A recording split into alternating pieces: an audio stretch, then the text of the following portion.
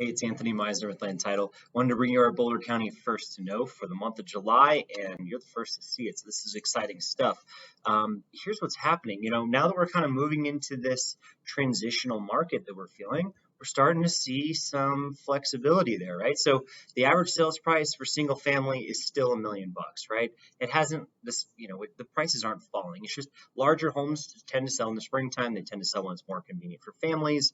We had a really exciting market over there, and we're kind of coming back down to earth to reality. I would expect this to kind of hobble around above last year's numbers, but this month we're actually a little short of that. Now the median is a good giveaway where last year we're still about 5-6% above that. That's what I would expect to see consistently coming forward. We're not going to lose value in this market, obviously not. We're in Boulder County. The attached market had a lot less inventory, and that has really shown why prices have increased so much there. So all that delay in the attached market from 2021, we're really starting to see it now, and 17% increase up to $600,000 for an attached unit in the Boulder County area. Now, here's the other part of this is price per square foot is a really good giveaway as to what else is happening. It gives us some other information for how prices are going up or down or left or right. So now we're looking at this, and $382 a square foot in Boulder County. We're right at where we were last year, but keep in mind this market slowed a little bit earlier than its normal seasonal adjustment. So I think what we're feeling is something like what we would have felt like in the fall last year.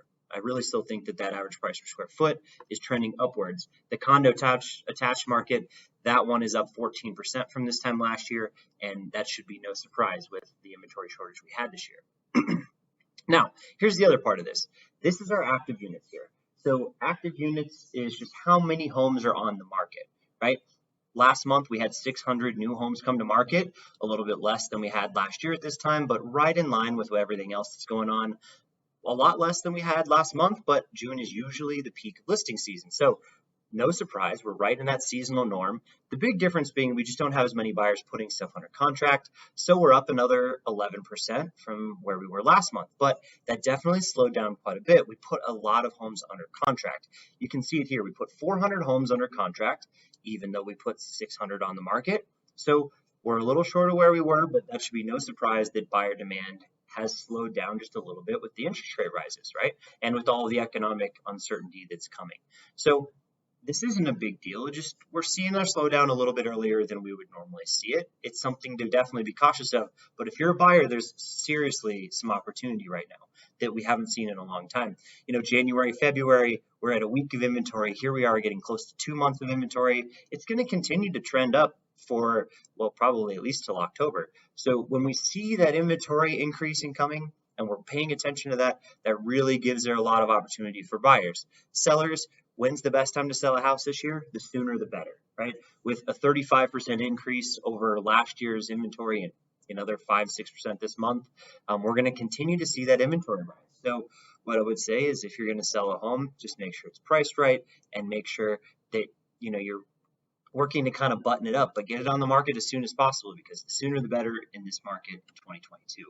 Here's the other part about market activity. When I told you we were starting to see things swing a little bit earlier, usually the speed of the market's the fastest from May to July or April to June, somewhere in there. Well, we saw the speed of the market be the fastest in May, and it's starting to rise back up. This is usually kind of looks like a horseshoe, so it's going to rise from here through the end of the year, or at least close to that. And the bidding wars have really slowed down. We're down to 100% listed sale price, but keep in mind that this is stuff that's sold in July.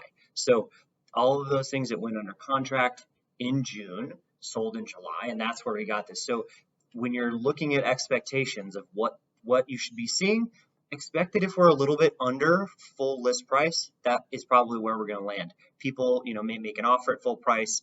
You might have to give up something like a roof at this point. And that would get you kind of in that ballpark range for that 99%. So that's kind of what we're going to see going forward. If you have any other questions, I'm always here to help. I'm Anthony with Land Title, and I'll talk to you next time.